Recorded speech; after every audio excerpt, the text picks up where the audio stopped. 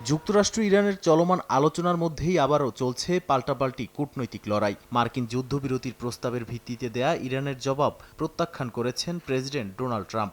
যুদ্ধবিরতিকে life সাপোর্টে আখ্যা দিয়ে ইরানের অবস্থানের কড়া ভাষায় সমালোচনা করেন তিনি। এমনকি ইরানের প্রতিক্রিয়াকে নির্বোধ আখ্যা দিয়ে আবারও কঠোর অবস্থান পুনর্ব্যক্ত করেন। ইরান কোনোভাবেই পারমাণবিক সক্ষমতা অর্জন করতে পারবে না বলেও মন্তব্য করেন ট্রাম্প।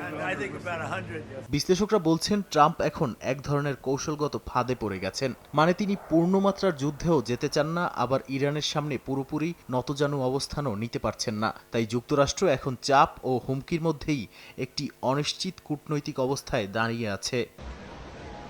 এদিকে ইরানের পার্লামেন্ট স্পিকার মোহাম্মদ বাঘের গালিবাফ বলেন, দেশের সশস্ত্র বাহিনী যে কোনো আগ্রাসনের উপযুক্ত জবাব দিতে প্রস্তুত। তার মতে ভুল কৌশল ও ভুল সিদ্ধান্তের পরিণতি কখনোই সাফল্য আনবে না। তিনি সতর্ক করে বলেন, ইরানকে চাপ দিয়ে কোনো সমাধান সম্ভব নয়, তা পরিস্থিতিকে আরও জটিল করবে।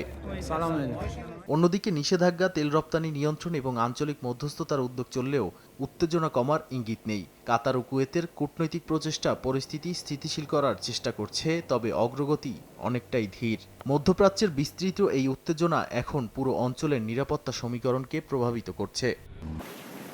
নাদিম মারজান, সময় সংবাদ।